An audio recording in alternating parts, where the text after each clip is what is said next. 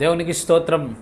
ప్రియమైన వారలారా, రక్షకుడును ప్రభు అయిన యేసు క్రీస్తు వారి నామంలో మీకు శుభములు, వందనాలు తెలియజేస్తూ ఉన్నాం. దేవుడు మిమ్మలను, మీ బిడ్డలను, మీ కుటుంబములను దీవించి ఆశీర్వదించునుగాక. ఆమెన్. దేవునికి స్తోత్రం. హల్లెలూయా. ప్రియమైన దేవుని బిడ్డలారా, రక్షించబడి ఈ విశ్వాసయాత్రలో కొనసాగుతున్నటువంటి విశ్వాస వీరులారా, మన జీవితంలో ప్రార్థన అనేది చాలా అవసరం. మన నిత్య జీవితంలో ఒక భాగం అవ్వాలి, ఒక పార్ట్ అవ్వాలి ప్రార్థన అనేది. ఆ ప్రార్థన జీవితం మనం లేకపోతే పరిశుద్ధ జీవితం మనం చేయలేమండి. ప్రార్థనా జీవితం మనకు లేకపోతే, విజ్ఞాపన చేసే ఆ అలవాటు మనకు లేకపోతే దేవుని మార్గంలో మనం నడవలేము, పడిపోయి లోకస్తులమైపోతాం. పట్టుదల కలిగి విజ్ఞాపన చేయమని దేవుని యొక్క వాక్యము సెలవిస్తుంది. చూద్దాము. ఎఫెసీయులకు రాసినటువంటి పత్రిక 6వ అధ్యాయము 18వ వచనం చూస్తే ఈ రీతిగా రాయబడి ఉన్నది. ఆత్మ వల్ల ప్రతి సమయమందును ప్రతి విధమైన ప్రార్థనను విజ్ఞాపన చేయుచు ఆ విషయమై సమస్త పరిశుద్ధుల నిమిత్తము పూర్ణమైన పట్టుదలతో విజ్ఞాపన చేయుచు మెలకువగా ఉండుడి. దేవునికి స్తోత్రం. హల్లెలూయా. పూర్ణమైన పట్టుదలతో విజ్ఞాపన చేస్తూ మెలకువగా ఉండాలండి. పూర్ణమైనటువంటి పట్టుదలతో విజ్ఞాపన చేస్తూ మెలకువగా ఉండుడి అని దేవుని యొక్క వాక్యం సెలవిస్తుంది. ప్రియమైన దేవుని బిడ్డలారా, మరి మన జీవితాల్లో ప్రార్థన చేయగలుగుతున్నామా? పట్టుదల కలిగి ప్రార్థన చేస్తున్నామా? లేచినప్పుడు 2 మాటలు ధ్యానించుకుంటాం, మధ్యాహ్నం ఆహారం తినేటప్పుడు 2 మాటలు ధ్యానించుకుంటాం, సాయంత్రం పడుకోబోయేటప్పుడు అయ్యా ఈ దినమంతా కాపాడే స్తోత్రం అని పడుకుంటాం. అదేనా మన ప్రార్థన? పూర్ణమైనటువంటి పట్టుదలతో కలిగినటువంటి ప్రార్థన నీవు చేయగలుగుతున్నావా సహోదరి, సహోదరుడా? దయచేసి ఒకసారి నీ జీవితాన్ని పరిశీలన చేసుకో.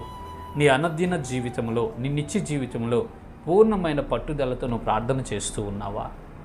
లేదా ఇతరుల కోసం ప్రార్థన చేస్తున్నావా? ఇతరులు చూడాలని ప్రార్థన చేస్తున్నావా? నేను ప్రార్థనాపరుడను అనిపించుకోవాలని నువ్వు ప్రార్థన చేస్తున్నావా? లేక పట్టుదల కలిగి ప్రార్థన చేస్తున్నావో ఒకసారి పరిశీలన చేసుకోండి. పూర్ణమైన పట్టుదలతో మెల్లుకోగా ఉండి విజ్ఞాపన చేయమని పరిశుద్ధ లేఖనాలు సెలవిస్తున్నాయి. ప్రియమైన దేవుని బిడ్డలారా, పరలోక పౌరులారా, దయచేసి గమనించండి. ప్రార్థన అనేది నీ జీవితంలో ఒక భాగం అయిపోవాలండి. ప్రార్థన అనేది నీ యొక్క లైఫ్లో ఒక భాగం అయిపోవాలి. నిత్యావసరాల్లో ఒకటైపోవాలి ప్రార్థన.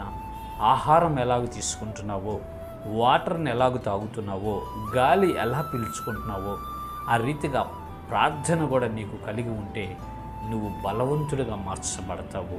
ఈ విశ్వాస యాత్రలో ముందుకు నడవగలుగుతావు. సమస్తమును నీవు జయించగలవు. ఏది నిన్ను ఆపలేదండి. అందుకే మెళుకువ కలిగి పూర్ణమైన పట్టుదలతో విజ్ఞాపన చేయొచ్చు, మెళుకువ కలిగి ఉండమంటుంది దేవుని యొక్క వాక్యం. కాబట్టి ప్రియమైన దేవుని బిడ్డలారా, రక్షించబడిన నీవు నేను పట్టుదల కలిగి మెళుకువతో విశ్వాసముతో ప్రార్థన జీవితం కొనసాగించుదాం. ప్రార్థన చేయాలని మనం ఎప్పటికప్పుడు అనుకోని తీర్మానాలు చేసుకుంటూ ఉంటాము. కానీ ఈ భూభౌతిక సంబంధమైన కార్యాల్లో, ఈ జీవన సంబంధమైనటువంటి వ్యాపారాల్లో చిక్కుబడిపోయి ప్రార్థన చేయలేకపోతూ ఉంటాం. ఒక్కోసారి ప్రార్థన చేయడానికి సమయం కూడా ఉండదు మనకి. అలాగూ టైము మన ఈ అవసరాలు అనేవి మనకు అలా ఉంటూ ఉంటాయండి. అయినను ప్రార్థన కొరకు ప్రత్యేకమైనటువంటి సమయాన్ని కేటాయించుకొని ప్రార్థించగలిగినప్పుడు, పూర్ణమైన పట్టుదలతో మనం ప్రార్థన చేసినప్పుడు దేవుని శక్తిని మనం పొందుకుంటాము, దేవుని కృపను మనం పొందుకుంటాము. దేవుని ద్వారా సమస్త కార్యాలు మన జీవితంలోనే కాక మనం ఎవరి కొరకైతే ప్రార్థన చేస్తామో వారి జీవితాల్లో కూడా దేవుడు అద్భుతకరమైనటువంటి కార్యాలు చేస్తాడు. కాబట్టి ప్రియమైన దేవుని బిడ్డలారా, విశ్వాస వీరులారా, దేవుని పిల్లలారా, ప్రార్థన చేయటం మీరు నిర్లక్ష్యం చేయొద్దు. పట్టుదల కలిగి ప్రార్థన చేయండి. దేవుని ద్వారా అనేక కార్యాలను పొందుకోనండి. ఇట్టి కృప దేవుడు మనందరికీ కలుగు చేయనుగాక. ఆమేన్. God bless you. దేవునికి స్తోత్రం. హల్లెలూయా.